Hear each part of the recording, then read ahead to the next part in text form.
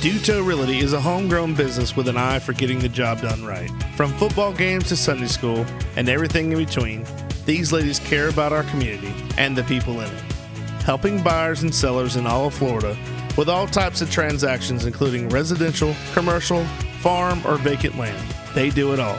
They even offer auction services and sellouts to always get the job done right.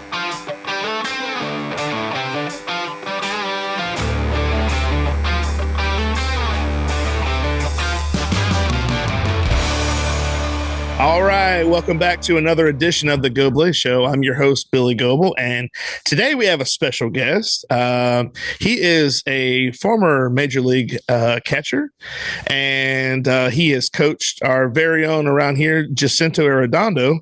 And so without further ado, I don't want to delay him anymore. I want to welcome Mr. Mackey Sasser to the show. Mackey, welcome to the show, buddy. Thank you very much for having me. You've been trying to get me on here for a while, and we finally got it lined up, so we got everything going good now. Yes, sir. Yes, sir. I appreciate your time. Thank you so much for taking time out of your busy schedule. I know it's not easy. It's also not easy to find people. So I do the best I can. But right. I really appreciate you taking the time out of your busy schedule to join us today. So I'm not sure if you've even seen the show yet, but what I'll tell you is I like to take, like a little bit of our guest time and, just catch up with them and see what they're doing at this time. And then we'll go back and get to know the real Mackey Sassers. So what are you up to these days?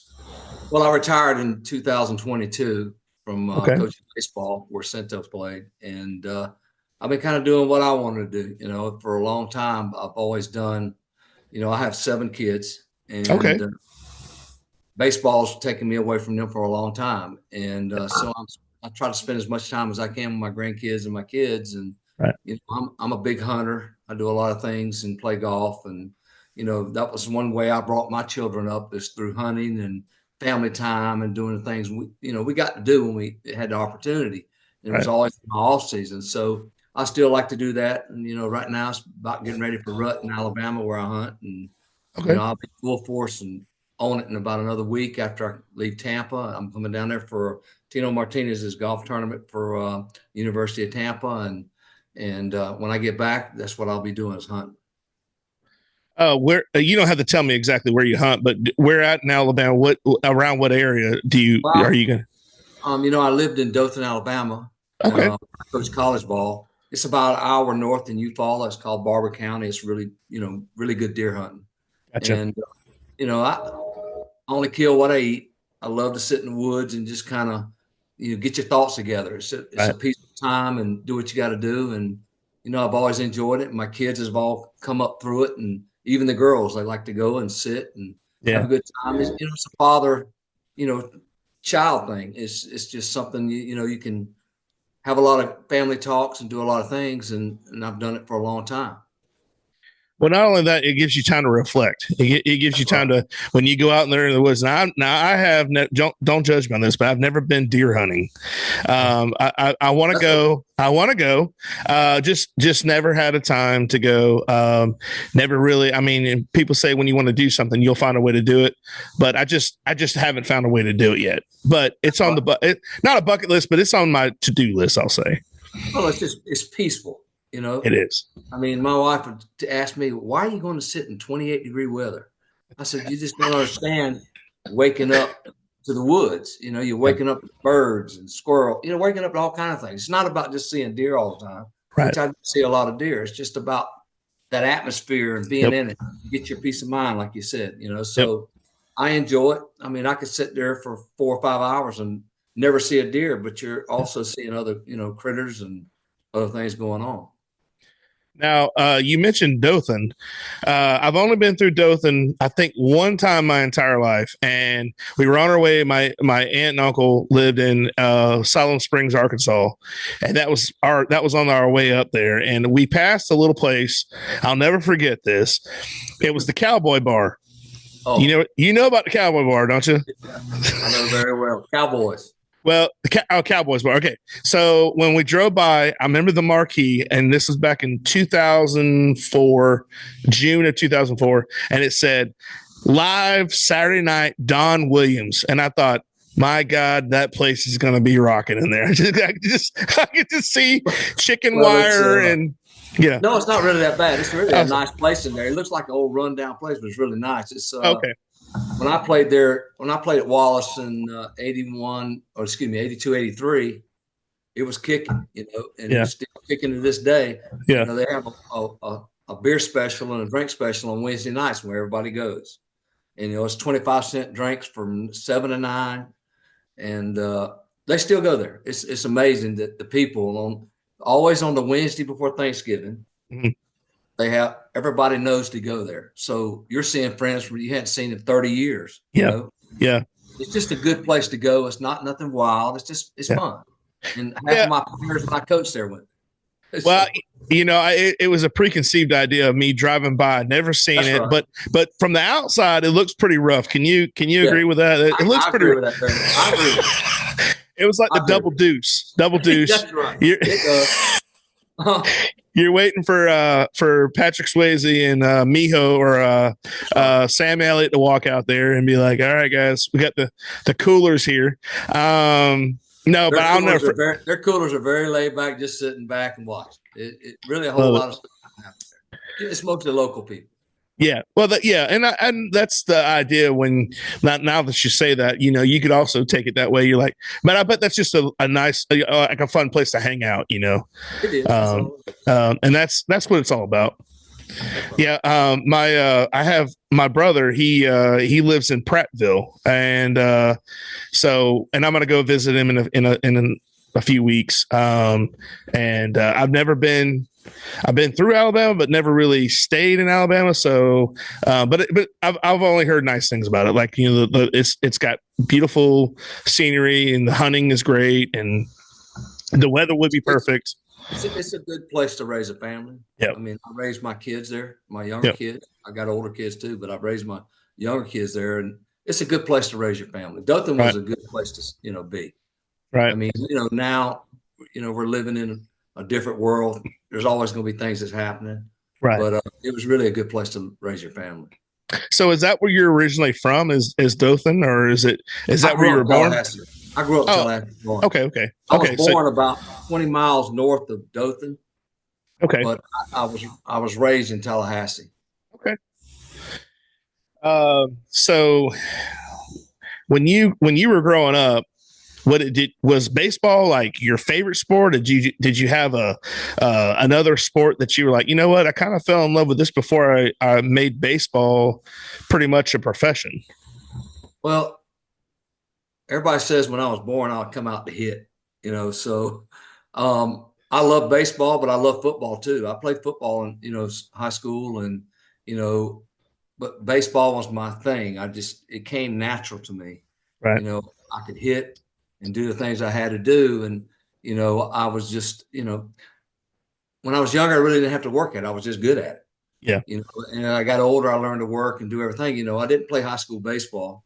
I played a couple, 3 years of football, and, I had opportunities to play, quarterback for some people, and things just didn't work out for me that way. Right. What happened in high school, I was a freshman in high school, and I had long hair down to my shoulder blades. And the coach was old school. He said, you need to cut your hair. And I said, well, I'm not cutting my hair to play on TV. It's just not happening. And so we kind of parted our ways, and I never played high school baseball. I continued to play in summer ball and doing the things I did. Right. It was just a passion for me. And, I went through some struggles when my parents got divorced and did some things. And, my mother moved away, and my father was ill. I mean, he was, disabled and a lot of things. So we finally had to move away. And when my dad moved to Georgia, I went ahead and moved to Dothan, Alabama with my mother. Mm-hmm. And I started playing baseball up there. And from being from Tallahassee, moving to Alabama back in those days, Alabama was nothing but a football place. Right. All football, right. Everything. So when I got there, I was so much more advanced than those guys. And, I just took advantage of it and, got myself a scholarship at Wallace Dothan. where I coached for all those years, and it took off from there. Gotcha. So you kind of did the whole, was it like Leonard Skinner when they told them to cut their hair, and they're like, oh man, I got to rebel. I mean, they called me Goldilocks my whole career when I was a young boy and everything, because I had long hair. And I would have cut it, but I deserved to be on that team, that varsity team, even as a freshman. And it didn't happen. His name was Coach Kill. And, to this day, he passed away, and his son says, he should have never done that. I said, well, it changed my life in a lot of different ways. Things happen in our lives, it just changes. Yeah. And it put me in another direction to go where I needed to go. And moving to Dothan and doing things, getting away from the people I was hanging out with in Tallahassee. Not saying they're bad people. It was just, I come from no money, and, we did things we probably shouldn't have done back then, but, it is what it is. And I had a full-time job since I was 13 years old. So it's, but it all worked out for me. The good Lord blessed me with things in my life to get me where I got. Right. Well, do you think that hard work came naturally to you? Like that hard, well, how is to say your work ethic? Do you think it came natural, just like your ability, like where you just didn't have to really work hard at it? I was just in a situation where I needed to work. If I wanted to, make money and do what I need to do to have in my pocket or whatever. Right. But it also taught me too, I came from a family that worked hard and did things, Right. And, Right. It just taught me, when I got to college baseball in Dothan, the coach signed me, and, I was a 220-pound shortstop. Like, there's no way this kid could play short. Well, I could, I could, and I did things, and, there were certain things just in my life that just got me along where I needed to be. I mean, there's a lot of situations I was in as a young kid. I could have been killed or anything else. Yeah. But it's all learning stuff. A lot today, the kids don't learn from things when they don't teach themselves to do things. Yep. And it taught me, and when I got to college, I had a girlfriend. She was pregnant, and then that really taught me. My daughter's 42 years old now. I call her my godchild because she really taught me to become a man. Right. And working in college and doing things I had to do. And so, everybody has a plan in their life. I had a plan, and God had a plan for me. That makes sense. Yes. He used a lot of different things in my life to get me to where I got. Yeah. I always say, tell God your plans and he'll laugh or he'll chuckle. Because it may not be exactly what he has set out for you. And you might think that this is exactly what I want to do, and it's not going to happen, or it's not even going to, you can try, and but things don't come and fall into place like they would if it was exactly what you were meant to do. We all have a whole life ahead of us, and you just got to use experiences to make it better. Absolutely. You sit there, if you got a bad experience, and you can pout about it, or you can move forward and move on. Right. That's the way I've been my whole life, and nobody taught me that. It's just that's the way life is, and you have to, the work ethic is totally different. Well, yeah, and that's the thing is you don't learn from anything if it comes natural, or like if it's just handed to you, or if it comes so easy that you don't know what it took to get there in the first place. And there are people that are blessed and they have that gold street that they just walk down, and you're able to do whatever you want to do. And then there's other guys that go off the beaten path into the woods, in the ditch, they swim 3 miles, they come back, but they all end up in the same place. If that's where you're meant to be, then that's where you're going to be. That's right. That's exactly right. So being a young father, what was something that you learned immediately? Like, because when you have a child, I've never had kids of my own. I always say I have a prefab family.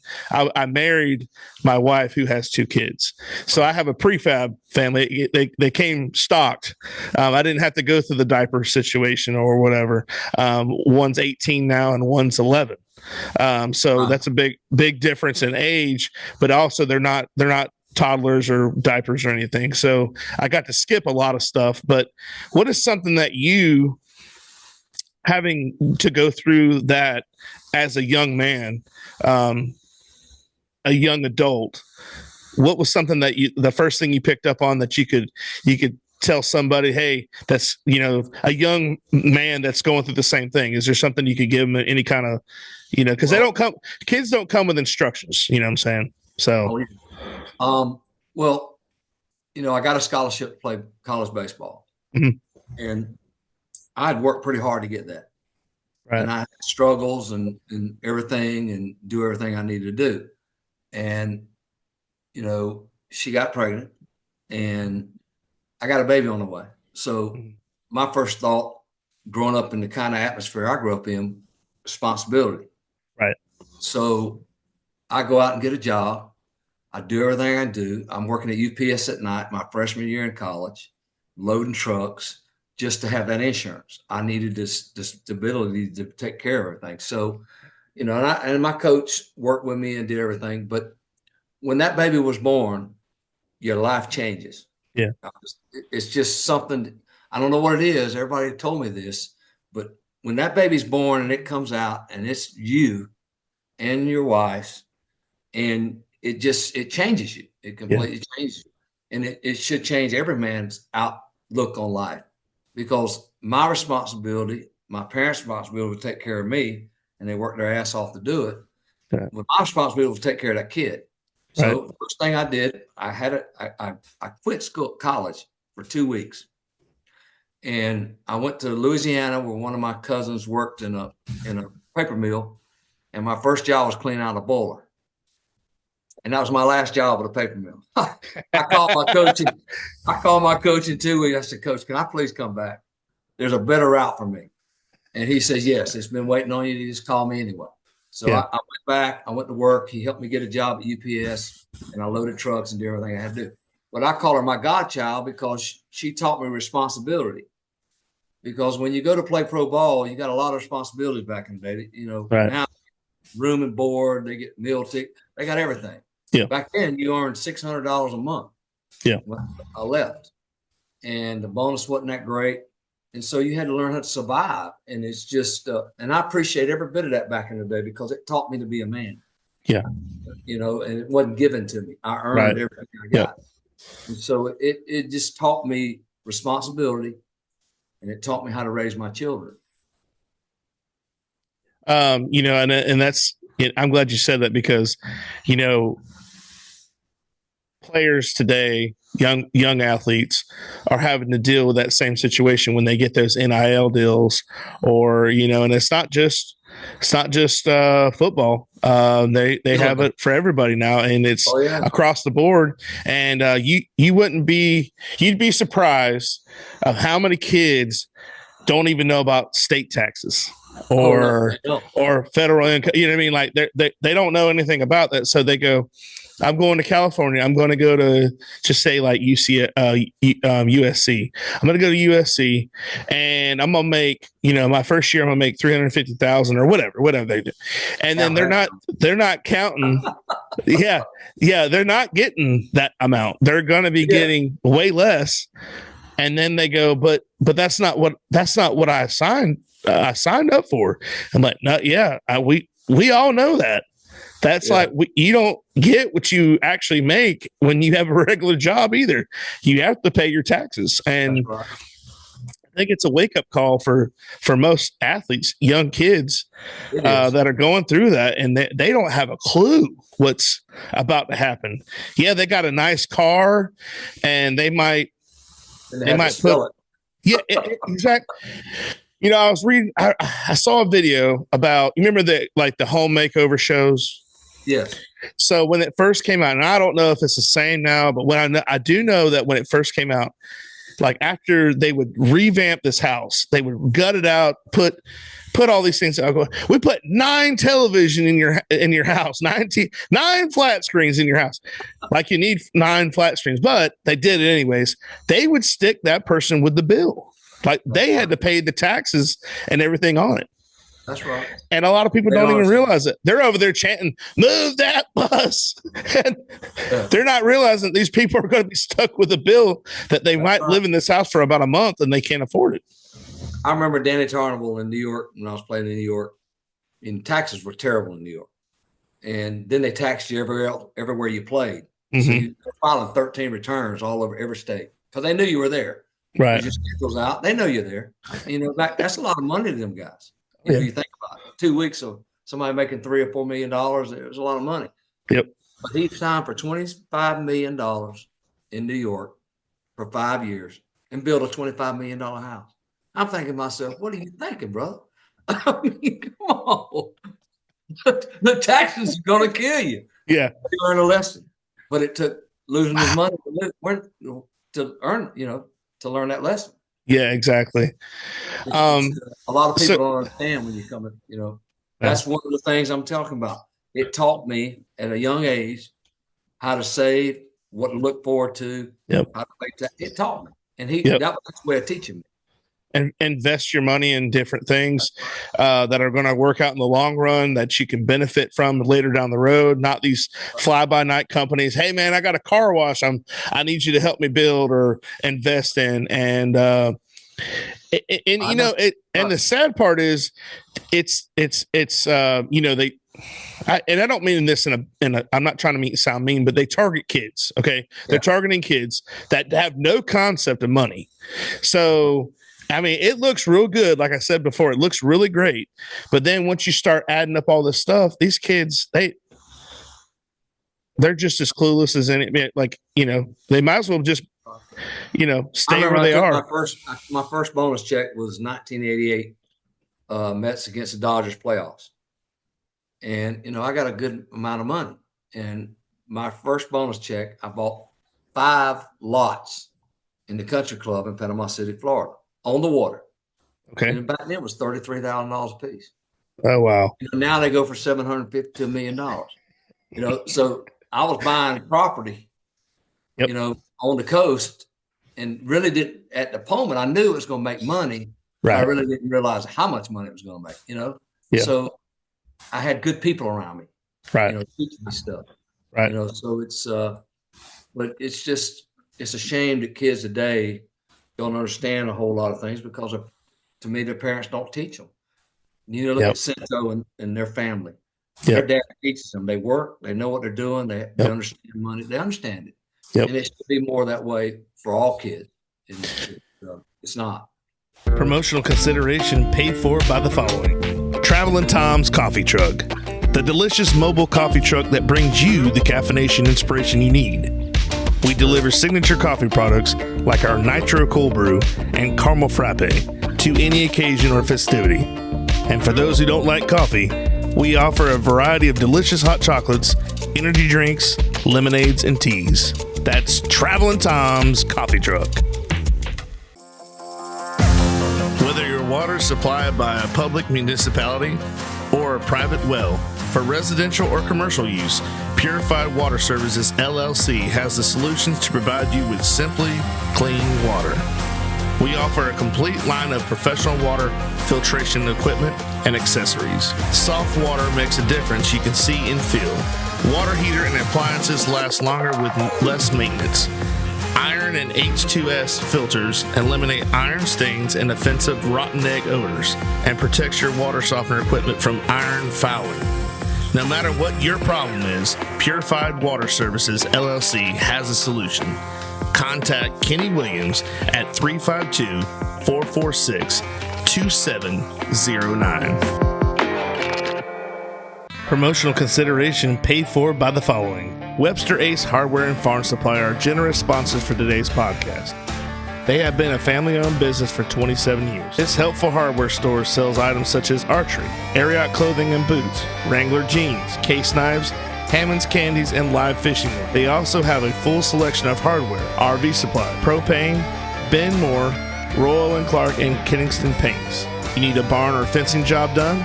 Custom barn kits and roofing metal are provided at your local Ace Hardware store. What about a new grill for the yard? Traeger, Big Green Egg, Weber, and Blackstone are found here, along with all the accessories to go with them. Stock up your workshop with DeWalt, Milwaukee, or Craftsman tools. They got you covered. Remember to go to ace.com to shop their entire line to have items shipped directly to the store. Pat's Taps at Catfish Johnny's. Pat's Taps is Lake Peninsaukee's newest tap room, offering 14 rotating craft beers on tap. We also offer bottled domestic beers, seltzers, ciders, and wine, as well as a variety of appetizers and pub. Our family-friendly tap room is a great place to come hang out and enjoy some one-of-a-kind craft beer. You can find us on Facebook, Instagram, or the Untapped app. Catfish Johnny's Restaurant, serving the Lake Peninsauke and surrounding areas since 1990. For the last 33 years, we have strived to serve great food at great prices and a friendly, casual atmosphere. If seafood isn't your thing, our burgers or wings are the best around. We have daily specials too. Check us out on Facebook or Instagram for more information. Well, you know, there's nothing better than seeing a college athlete come home in the summertime. This is back in the, you know, this has been a couple years because I don't even think anybody does this anymore, but it always made me, it made me, you know, I respected them a little bit more when, you know, they come home and they were working at like, you know, Wendy's or whatever. I mean, they were still working, right. Whether or not they need, and some of them didn't have to, some of these guys didn't have to work, but they did it because, I mean, that teaches you, I mean, even though it's we say a fast food, it's a life lessons or skills or how to talk to people. I mean, it's amazing, just little things that people don't, you know, they can't either concept it or they're too scared. It's that fear, you know what I mean? They just can't do it. That's why I got out of college baseball. I mean, it came to the point where, oh, sure, we can sit there and text and we can text all day long. You can talk all the good things all day long, but when you get to face to face, they don't know how to look in you in the eye and talk to you. Yep. And then when you start coaching and you start being the coach you need to be and discipline and getting on the butts and doing things you got to, they couldn't handle it. Yep. And I couldn't handle it. Well, coach, why ain't I getting here? Why ain't doing it? They couldn't handle it because they've been told how great they were. Yep. And it's you can't blame nobody for all that. It's just the way our society has moved. Yep. You know, but it needs to move back a little bit to get people in order to do what they need to do. You know, baseball has changed so much. You know, I don't watch it until the playoffs pretty much. I mean, right. I watch the Mets because I still do a lot of stuff on the Mets, but it's just changed. It's about the home run and it's not about the game no more. I can't wait to ask you a few questions about baseball, but I want to go ahead and we'll progress into this because I don't want to skip anything. So when you're in college, and then when did you know that you potentially had a chance, or someone let you know that you had a chance to be in the big leagues? Like when did you get that idea in your head, or did you just? I know we don't know each other that well, but I'm assuming by what we talked about so far that you're not a very arrogant person. So I don't think you would be like, oh yeah, I'm going to make it. But I mean, as like kids say, you know, like I'm going to be a Major League Baseball player. Was that you, or did you go? No. So I had good old scouts around me. Okay. They would be honest with me. Gotcha. You know, you're playing shortstop, and I played shortstop my whole career, and I got every trophy you could ever dream of. Right. And I could rack it up because I could hit. Yeah. But they all said, Mackey, you're going to be too big. You're going to be too big. You're not going to be able to play. You're a step slow, but you got a cannon. You can, that makes up for a lot of things, but at that level, it's not going to make up for it. Right. And they kept telling me, you know, you need to move the catcher. You need to move the catcher. And he said, left-handed hitting catcher and get there quick. And so I played my second year at Wallace College. And I grew up in Tallahassee, and Mike Martin actually taught me how to play baseball. I had the skills. He taught me the game. Right. You know, I went to Mike Martin baseball camp and I always had a scholarship to go to it. And he taught me the game. And that's where I really want to go to school. And, you know, my sophomore year, I had a hell of a year. I had a good year my freshman year, but they were just trying to figure out what to do. And I had a scout named Squeaky Parker. And he was with the Pirates. He was with the Pirates. He was with the Phillies and with the Giants. And at one time, he had 9 guys in the big leagues at one time. Me, Will Clark, Greg Litton. They signed us all in like within 2 years. Terry Moala. And he said, Mackey, you need to move the catcher. And we had a really good catcher. We had a state championship team. We won that year. and then they want to move to catchers. So the last game of state tournament, I sprained my ankle. I did something stupid. I tried to take first to third from a left fielder that kind of went over to center, and we were winning 17-4, so it really didn't mean anything. I jammed. So anyway, we went to the regionals. We got beat by Chipola finally, and LSU signed me. And come to find out, I was 5 hours short, which we didn't find out. I was Skip Bertman's very first pick when he went from Miami to LSU. Okay. And there was nothing I could do. It was too late. So I was stuck. So I went ahead and signed with Troy University, which was like 45 minutes on the road, but I was still working at UPS with a baby and a wife. Mm-hmm. And I called Squeaky, and I said, Squeaky, listen, I can't do this, man. I'm working it in the morning. I'm driving to school in the morning. I'm practicing, driving back, taking care of my daughter because the wife worked at night, and I can't do it. He said, well, you got to quit today because it's the 120 days. You cannot be playing any college sports. Back then they had the winter draft, free agent draft. So I went in the next morning. I cleaned out my locker. I was giving my bat away, my glove away, my shoes. I was giving everything away. And they were looking for me everywhere. I just walked out, never looked back, never did anything. So I signed in January, and I signed as a catcher. Never caught before in my life. And so I was in Clinton, Iowa. You know the name Charlie Hayes. Yep. Charlie Hayes was the third baseman with the Giants. I flew out to Phoenix, spring training, my first one. Didn't know a soul. You know, it's mostly Californians and people. I didn't know a soul. And, you know, Squeaky said, just go out there and enjoy yourself. He said, the first thing you need to think about, you're going to have slumps. Don't ever think about what you did yesterday. Always think about what you're going to do today and tomorrow. Gotcha. And it was very good information because you're going to have slumps in minor leagues and pro ball. It's just part of it. You just got to look forward to the next day. And I remember I was in Clinton, Iowa. I was leading my team at hitting. I was playing third base because Charlie Hayes got hurt. And I just moved myself into third base because I hadn't never caught, even though I signed as a catcher. So I knew I had some skills, you know, being able to throw across the diamond and doing it. So I played there until Charlie come back. And they moved me to first base because I was leading our team in hitting. And one day our catcher got hurt. One of our starting catcher. We only had the backup. And I went in and I told him, I said, Mr. Munn, I can catch if you need me to. He goes, oh, you can catch too? I said, well, hell, y'all signed me as a catcher. And the next day I had catching equipment in my locker. And sure enough, he said, go down the bullpen and catch a little bit, and I'll get you in there. And what happened was the brass was happening, you know, they came at every minor league place, and they just happened to be in town. I caught a 2-hitter and threw out a guy. And from then on, I had a catching equipment, catcher's glove, and I worked on catching for almost a year and a half before I started catching. But I had Timmy Blackwell. I don't know if you remember him. He was a catcher from Montreal and a couple of teams. He's the one that had the mustache over his lip. Okay. He traveled with me everywhere. So every day before I ever even played on the field, I was working on catching. So I was double duty in it. And, you know, and then when I got to Double-A, I was catching, you know, a lot of good pitchers. And that was my first, you know, I'm glad I didn't get catching in my, you know, in Single-A or where I was at 2 years of Single-A because the pitch was a little wilder. But these guys kind of had an idea what they were doing with the ball. So right. It made me, and I made the all-star team as a catcher, and it was me, Charlie O'Brien, Alomar Jr., and Grimes. I can't remember his first name, Grimes from Texas. And I was better than all them guys. And so I made myself a catcher. But it took a lot of hard work.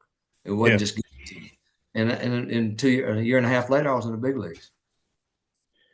So you got picked up by Pittsburgh. I got traded for Don Robinson. Okay.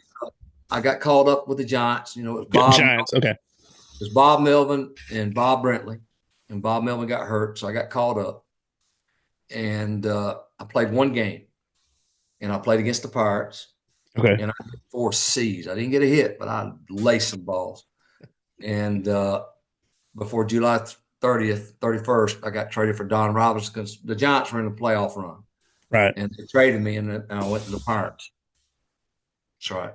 Who was who was on the Pirates at that time? What year was that? That was in 1987, all the guys. I didn't want to leave the Pirates. Yeah. So you had Bonds and Bonilla and all of them. Yeah. Gotcha. All of them. Van Slyke. Oh, I had man. them all. Very bad. I didn't want to leave that team because, that last part I was with them, we were 20-5. Yeah. And you could see they were fixing to win. Yeah. Jim Leland was a hell of a manager. Oh, Leland is the man. The whole coaching staff was great. Yep. And it was a family atmosphere. You could just see it fixing to happen. Yep. And, they got Jim Gott also. Instead of 50,000 cash, they got Jim Gott, which closed for him for a couple of years. And then Randy Milligan, when the Mets went down in spring training in 88, and I was backing up LaVarrier, and that wasn't going to happen, and Ortiz. So they traded me for him because they needed a first baseman when Mike Diaz went down that year. Gotcha. That's how I got in the Mets in 88. But I didn't want to leave that team. That was a great team. That was that's the teams that's the team, the Pirates that I grew up watching. That was the Killer Bees and Drebeck and Wakefield. Those guys Jose all of them. Jose Lean, man, I'm telling you that all of them. They were good. They were family. Jim Leland was. I played for a lot of good managers, but he was the best. And I tell everybody every day, he just knew how to bring you together, but he also knew how to get in your ass. Yeah. I was there when he got Bonds at. That was the best thing that ever happened. The best thing that ever happened to Bonds. It really was. And that's exactly what he says. But you got to tell me, where were you at when that happened? Because my dad and I talk about this all the time. I was about 20 yards from him. And when you've seen it on TV when he's got that head moving up and down. He is lighting his ass up. You hear me? Lighting him up. And y'all only saw on the field. It continued in the locker room. And Bonds was crying almost, man. I mean, he needed it. I mean, Bonds is one of the best. I played with Bonds. I played with Ken Griffey Jr. I played with Strawberry. I played with Bonilla in New York and Pittsburgh. Bonds could have been the most. Well, he was a great hitter anyway, but he could have been so special without that attitude. Yeah. I mean, unbelievable. Well, he is and a lot of people disagree with me, but he's my favorite, but I think he's one of the best of all time. I mean, they all obviously they all talk about the steroids, and whatever. And my rebuttal to that is, and I'm not saying he did or he didn't because I wasn't there, but you still got to hit the ball. I always say you still got to hit the ball. Oh yeah, you still got to have the hand-eye coordination. You gotta be able to hit. He could do all that without all that stuff. Yeah, it's like King Griffey Jr. King Griffey Jr. to me is the best player I ever played with. Oh man, from plate coverage to plate coverage, he could go anywhere. I was there with him when he went 8 in a row games, and I mean he just filleted stuff. I watched him. I was there 2 years, and every Mother's Day and Father's Day he called a bomb, and when I say he hit it, he absolutely torched it. He called him. I mean, he was just a great player, Bonds had all the tools. It was just, Brett Boone. I played with Brett Boone, and he was kind of the same way. You got to put yourself in their shoes, which I like to do a lot when, like, I'm in an argument with somebody. What's going on in their life or whatever. Right. But anyway, they lived it when they were 2 foot tall till whenever they started playing baseball. They were in those locker rooms with some of the best players that ever played baseball. And so they had an attitude. Yep. I remember when I was with the Mets, it was 88 or 89. I can't remember which year it was. No, we won it in 88. So 89. I always went back to Pirates. I was still good friends with all them guys. Mm-hmm. So we just happened to be coming to town when they clinched. So I went to the party, and at Angela. And, everybody's in there having a great time. And where's Bonds? He's back there shooting pool right by himself. So that kind of tells you about it. That tells you the whole story about Barry Bonds. And like I said, don't get me wrong. I love Barry Bonds. Right. Oh man, I love Barry Bonds. But so let me ask you this, since and I can't imagine being up. Like I said, these are the guys that I grew up with, watching and wanting to be like, play like. It's like, especially Griffey. Griffey's just on a whole nother level. And so it was obviously, so is Barry Bonds, 2 icons. But Is there someone, and I want to flip it to where I want to get your perspective of who was the, like, when you played this guy, you knew it was going to be tough, a showdown. Like you did, and it's not like you were scared of him, but you're like, man, I really don't want to go up against this guy. Pitcher wise, who? Because I know you hit. Who was it? What pitcher did you least want to meet on? At, while you stepped in the plate. Right-handers really wasn't one because I was aggressive, so I'm going right after them, and they're coming right after me. And I had success that way a long time. And then, they kind of figured out that I'm going to be free swinging and doing everything. And I had to learn a whole new different hitting. Norm Charlton, Randy Myers, when I faced them, totally scared in the box. I mean, because they would pitch right your damn head. And, you wouldn't take good swings, But the right-handers I really wasn't afraid of. I'll tell you an incident with Nolan Ryan. We played Nolan Ryan at Shea Stadium. He didn't have his breaking ball. And so you could sit on the fastball. And I went 3 for 4 with 2 doubles and about 3 RBIs. Oh, wow. Well, we go to the old dome in Houston Astrodome, and he's got a shit. He's got the curveball work. Well, the first pitch I jump on, I turn on him. Well, I remember he intimidated me. I remember him walking halfway to the plate to get the ball. I don't know if you remember how he used to sling just catch the ball like this right here. He just stared me down. The next pitch, under my chin. When I say under my chin and a high heat one, it was unbelievable. It scared the living daylights out of me. But I struck out 2 times that day, and it was on backdoor curveballs. And I struck out at the end of the game. Back then they pitched the whole game. Well, all that stuff on them walls are going off. The Bulls lighting up and everything else. And David Johnson's what, 80? I'm 62. He's 83, I think. Whatever. It's going off. David Johnson walks down and he pats me on the leg and says, "Don't worry about that, brother. I'm in that book too." But I broke that record for 45 and older strikeouts for him. And they still put that on all kinds of stuff. But oh my gosh, he is very intimidating.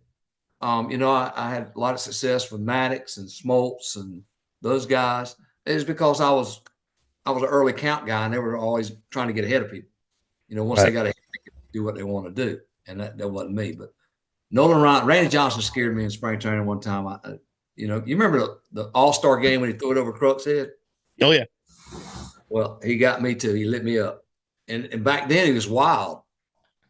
And he walked 3 guys with me, Keith Fernandez, and Kevin McReynolds. 3 walks in a row, no outs. Next 3 guys he struck out because you couldn't get in there on him. He was so wild. He threw 150 miles an hour, looked like. So, but then when I caught Randy Myers in Seattle, it's the funnest game I ever caught. It would just shut you up. He was on. I mean, it just boom, boom, boom, boom, just unbelievable. Yeah, that was gonna be my next question. Who was the like a pitcher that you're like, man, this guy, I don't mind, he can throw whatever he wants to throw, but I know exactly what he's going to do. And you just enjoyed being out there, the chemistry. Well, Randy Myers, not Randy Myers, Randy Johnson was a great competitor. I mean, he would close your mid, he threw so hard. The clocks, the radar guns back then didn't know just. He was 97, 98 back then. So no telling what it'd be today because I read it out of hand. He was already on. But, I had to say Draybeck was a really good pitcher. Great fun to catch. Dwight Gooden, Sid Fernandez, Ronnie Darling, I couldn't really stand to catch because he's a nibbler and a pretty boy, more about him than anything else.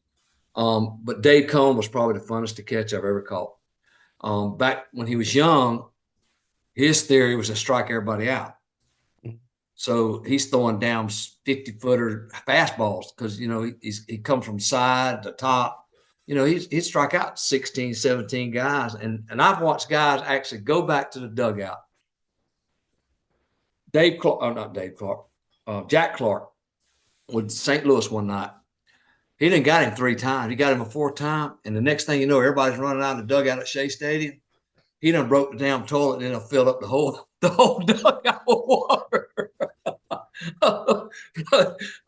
I used to say, let's say, well, where's Sable at today? Or he's on the table in there a lot. He can't play today. He's in there in the training room. I always said they called in sick. They did it because Combs on the mound, because he'd make them look like stupid idiots. Yeah. And he was just young, and he pitched good enough to win, but he pitched dumb enough to lose. And as he got with the Yankees, he became smarter, and that's when he throws his no-hitters and started doing everything he had to do. But he was the funnest to catch. It was hilarious. Them guys would just beat themselves up when he got done with them. I mean, it was great. He'd hurt you too, because he'd throw 55-footers and just beat you to death. But it was so fun to catch. Thanks for watching part 1 of this 2-part podcast. Check out full episodes on YouTube and Spotify.